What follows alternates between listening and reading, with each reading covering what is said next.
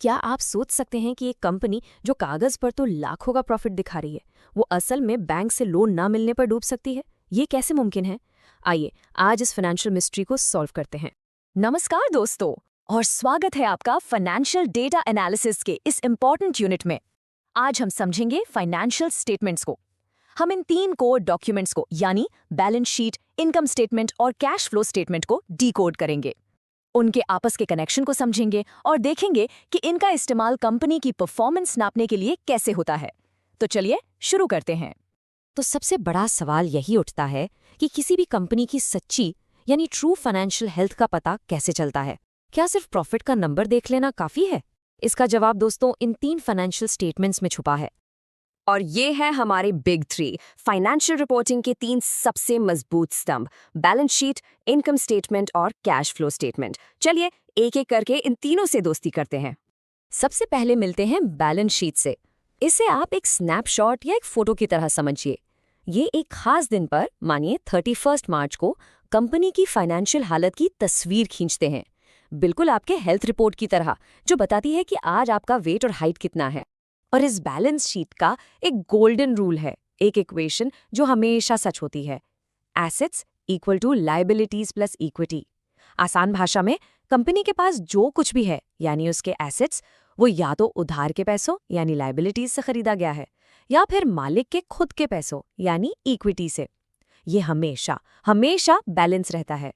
तो ये एसेट्स और लायबिलिटीज आखिर हैं क्या? देखिए, एसेट्स वो सारी चीजें हैं जो बिजनेस के पास हैं और फ्यूचर में पैसा कमाने में मदद करेंगी, जैसे कैश, बिल्डिंग या मशीनरी।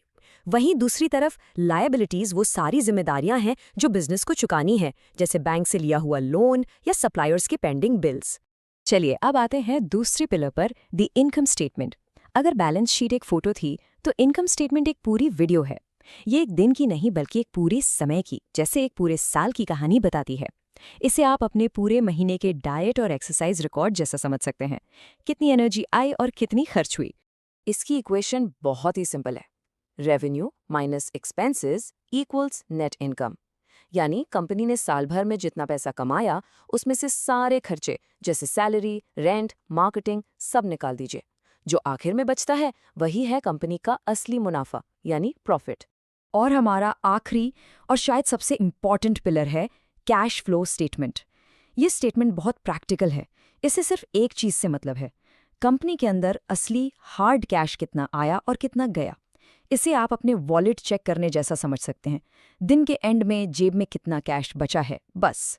इसका फॉर्मूला भी बिल्कुल सीधा है। कैश इनफ्लोज यानी जितना कैश बिजनेस में आया, उसमें से माइनस कर दीजिए कैश आउटफ्लोज यानी जितना कैश बिजनेस से बाहर गया।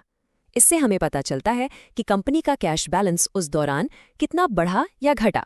अब तक हमने तीनों स्टेटमेंट्स को अलग अलग समझा, लेकिन असली जादू, असली इनसाइट तो तब मिलती है जब हम देखते हैं कि ये आपस में कैसे जुड़े हुए हैं। चलिए अब देखते हैं कि ये तीनों स्टेटमेंट्स एक दूसरे से कैसे बात करती हैं। देखिए, ये पूरा प्रोसेस एक फ्लो में चलता है। रोज बिजनेस में ट्रांजैक्शंस होते हैं, माल खरीदना, बेचना। साल के अंत में सबसे पहले बनती है इनकम स्टेटमेंट ताकि प्रॉफिट का पता चले। फिर बनती है कैश फ्लो स्टेटमेंट जो बताती है कि असली कैश कहाँ से आया, कहाँ गया। और इन दोनों का असर आखिर में बैलेंस शीट पर दिखता है, जो कंपनी की नई अपडेटेड पोजीशन बताती है। चलिए अब उस शुरुआती सवाल पर वापस आते हैं। मान लीजिए एक कंपनी की इनकम स्टेटमेंट 50 लाख का शानदार प्रॉफिट दिखा रही है, लेकिन जब आप उसकी कैश फ्लो स्टेटमेंट देखते हैं तो पता चलता है कि कंपनी का कैश 10 लाख से कम हो गया है। ऐसा कैसे हो सकता है? इसका जवाब है एक छोटा सा शब्द, उधार यानी क्रेडिट। अकाउंटिंग के नियम कहते हैं कि जैसे ही आपने माल बेच दिया, आप उसे अपनी कमाई या रेवेन्यू मान सकते हैं, चाहे कस्टमर ने आपको पैसा दिया हो या ना दिया हो।